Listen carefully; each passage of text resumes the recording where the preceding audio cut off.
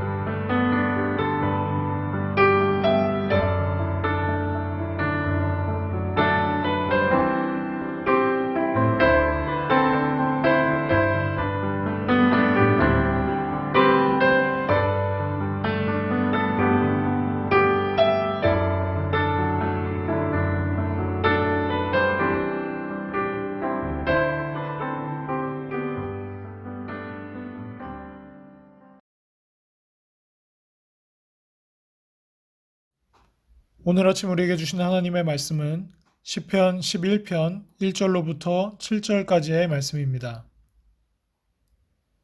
내가 여호와께 피하였거늘 너희가 내 영혼에게 새같이 내 산으로 도망하라 함은 어찌함인가. 악인이 활을 당기고 화살을 시위에 먹이며 마음이 바른 자를 어두운 데서 쏘려 하는도다. 터가 무너지면 의인이 무엇을 하랴. 여호와께서는 그의 성전에 계시고 여호와의 보좌는 하늘에 있으며 그의 눈이 인생을 통촉하시고 그의 안목이 그들을 감찰하시도다. 여호와는 의인을 감찰하시고 악인과 폭력을 좋아하는 자를 마음에 미워하시도다. 악인에게 그물을 던지시리니 불과 유황과 태우는 바람이 그들의 잔에 소득이 되리로다. 여호와는 의로우사 의로운 일을 좋아하시나니 정직한 자는 그의 얼굴을 배우리로다.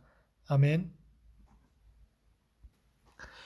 오늘 본문 11편은 위기 상황에서 표명되는 시인의 신뢰와 확신이 돋보이는 시편입니다. 우리는 이 시편에서 세 가지 차원의 질문을 통해 교훈을 얻을 수 있습니다. 첫 번째는 위기 상황에서 무엇을 의지해야 하는가? 시인은 여호와와 내 산, 너의 산 사이에서 여호와를 택했습니다. 결코 쉽지 않은 선택이었습니다. 여호와는 눈에 보이는 존재가 아니기 때문에 전적인 신뢰가 필요합니다. 오직 믿음으로만 그분이 피난처임을 경험할 수 있습니다. 하지만 산은 다릅니다. 눈에 보이는 것이며 많은 사람이 피난처로 택할 수 있는 곳입니다. 실제로 그렇게 택하고 피난하기도 합니다. 그렇기 때문에 여호와께 피하는 길을 택하는 것은 크게 칭찬받아 마땅한 일일 뿐만 아니라 신앙이 아니고선 결정할 수 없는 일입니다. 둘째, 하나님은 어디에 계시는가입니다. 시인은 하나님이 성전에도 계시며 하늘에도 계신다고 말합니다. 하나님의 내재적 임재와 초월적 임재를 동시에 표현한 것입니다. 다시 말해 하나님은 가까이 계시는 동시에 높이 계신다는 것입니다. 하나님은 이 땅에서 만날 수 있는 분이기도 하지만 높은 곳에서 모든 것을 굽어보고 계시는 분이기도 하다라는 것입니다. 우리는 성전에 계신 하나님께 나아갈 수도 있고 하늘에 계신 하나님께 기도할 수도 있습니다. 이렇게 두 가지 차원에서 하나님을 만나는 것이 정말 하나님을 제대로 경험하는 것입니다. 마지막 세 번째 교훈은 하나님은 어떤 분인가 라는 것입니다. 어떤 사람을 파악하는 가장 좋은 방법은 그 사람이 싫어하는 것과 좋아하는 것을 살펴보는 것입니다. 하나님이 어떤 분인가를 알려면 하나님이 무엇을 싫어하시며 좋아하시는가를 알아야 합니다. 하나님은 의로운 일들을 사랑하시나 악인과 폭력을 좋아하는 자를 미워하십니다. 의인은 사랑하시고 악인은 미워하십니다. 그래서 악인들은 역사와 자연을 통해 심판하십니다. 하지만 의인은 하나님의 사랑을 받고 하나님을 만나는 복을 누립니다. 하나님이 좋아하시는 것을 알고 실천함으로 의로우신 하나님을 깊이 있게 경험해야 될 것입니다. 오늘 우리에게 주신 이 본문 말씀을 통해 여호와께 피한 자의 복이라는 제목으로 함께 묵상을 나누도록 하겠습니다. 오늘 시편 11편 본 시는 두 연으로 나눌 수 있는데 첫 번째 연에는 절망과 탄식이 나오고 두 번째 연에는 확신을 회복하는 내용이 나옵니다. 시인은 어려운 상황에서 너무나 현실적인 조언을 듣지만 그 조언을 거부합니다. 그리고 현실적인 조언대로 행동하는 것이 복을 보장하지는 않습니다. 그렇다면 어떤 자가 참된 복을 받는지 말씀을 묵상해 보도록 하겠습니다. 첫 번째 1절로부터 3절, 피하는 자와 도망가는 자를 구분해 우리는 생각해 볼 수 있습니다. 다윗은 사울 왕에게 쫓기는 어려운 시기를 보내고 있습니다. 주변 사람들은 그에게 새같이 도망가라고 권면합니다. 사울 왕이 활을 당기고 화살을 쏠 준비를 하고 있기 때문입니다. 새가 아무리 빨라도 순식간에 날아오는 화살을 피할 수는 없습니다. 그래서 다윗은 자신이 마치 터가 무너진 사람과 같다고 탄식합니다. 터가 무너지면 어딘가로 피해야 합니다. 그러한 다윗은 하나님께 피한다고 1절에서 고백합니다. 그런데 다윗의 친구들은 그에게 도망가라고 권유합니다. 피하는 것과 도망가다라는 것은 같은 말 같지만 실제로는 아닙니다. 어디로 가냐에 따라 흥망이 갈리게 되기 때문입니다. 여호와께 가면 피하는 길입니다. 그런데 산으로 가면 도망치는 것입니다. 다윗은 용사입니다. 목동일 때 블레셋 장수 골리앗과 싸워 이겼고 사울 왕의 군대장이기도 했습니다. 광야에 있을 때도 600명의 우두머리가 되어 군사를 이끌고 다녔습니다. 그런데 그런 용사가 싸우지 않고 여호와께 피합니다. 시편 2편 12절의 고백처럼 여호와께 피하는 자가 복이 있기 때문입니다. 싸움을 잘하는 용사가 싸우지 않고 여호와께 피했다는 것은 그가 얼마나 신실한 자였는지를 보여줍니다. 11편의 히브리어 본문은 여호와께라는 단어로 시작합니다. 다윗은 여호와께 피하는 것을 강조하고 있습니다. 그러나 이와 반대로 산으로 가는 것은 도망가는 길입니다. 산은 우상의 산당들이 몰려 있는 곳입니다. 그곳에 가면 하나님을 멀리하고 우상을 의지하게 되어 있습니다. 우상에게 도망가라는 조언은 마음속 깊은 곳에 있는 영혼에게 말하듯 큰 유혹이 되는 말입니다. 하나님은 보이지 않는 것 같으나 산은 눈에 보이고 하나님은 확실한 것 같지 않으나 산은 확실해 보이기 때문입니다. 그러나 다윗은 신실한 신앙의 눈으로 하나님을 보았고 이미 하나님께 피했습니다. 오늘 본문에서 이야기하고 있는 피하였거늘 이라는 표현은 완료형입니다. 다윗은 이미 하나님께 피해 복을 받았습니다. 어려움이 왔을 때 하나님 외에 다른 것을 먼저 찾는 것은 곧 도망가는 것입니다. 곧 산을 찾아가는 것입니다. 성도는 자신의 힘으로 싸울 수 있어도 싸우지 말고 산을 찾기보다 하나님께 피해야 합니다. 하나님께 피하는 자가 복이 있습니다. 두 번째, 4절로부터 7절 여호와의 얼굴을 보는 복입니다.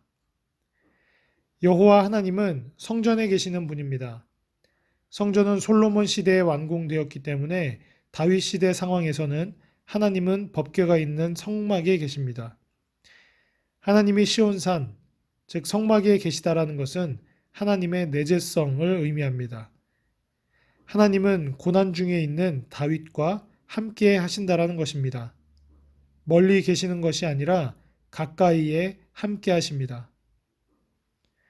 또 다윗은 여호와의 보좌가 하늘에 있다고도 말합니다. 이는 하나님의 초월성을 나타냅니다. 하나님은 다윗의 모든 상황을 통치하시고 계시는 분입니다. 하나님의 통치권 밖에 있는 것은 아무것도 없습니다. 이러한 하나님이 악인을 심판하신다라는 겁니다. 불과 유황을 내려 소돔과 고모라처럼 태우실 것입니다. 태우는 바람을 보내 말라 죽게 하십니다. 반면 하나님께 피하는 자는 복을 받습니다.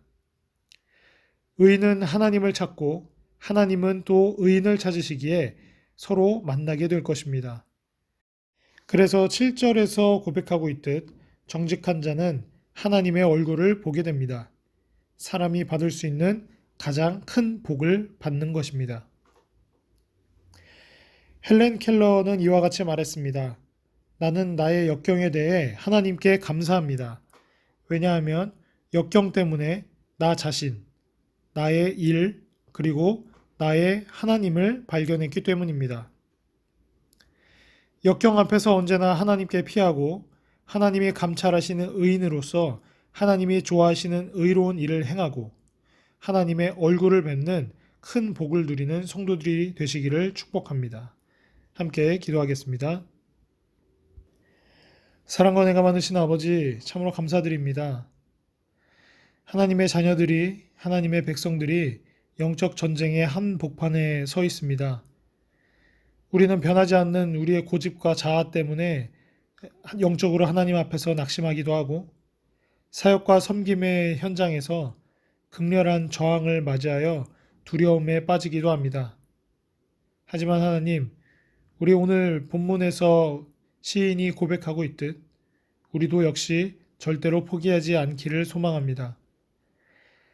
우리의 연약함을 도와 우리로 모든 영적 싸움에서 승리를 경험하게 하도록 우리의 연약함을 도우시는 성령 하나님이 우리 안에 함께 계심을 우리가 믿음의 눈으로 바라보게 해주시고 우리가 눈에 보이는 그리고 확실해 보이는 산으로 도망가는 것이 아니라 눈에 보이지는 않지만 늘 우리와 함께 하시고 또 초월하셔서 온 세상을 통치하시는 여호와 하나님께로 피할 수 있는 진정한 복을 누리는 주의 성도들이 되도록 축복하여 주시옵소서.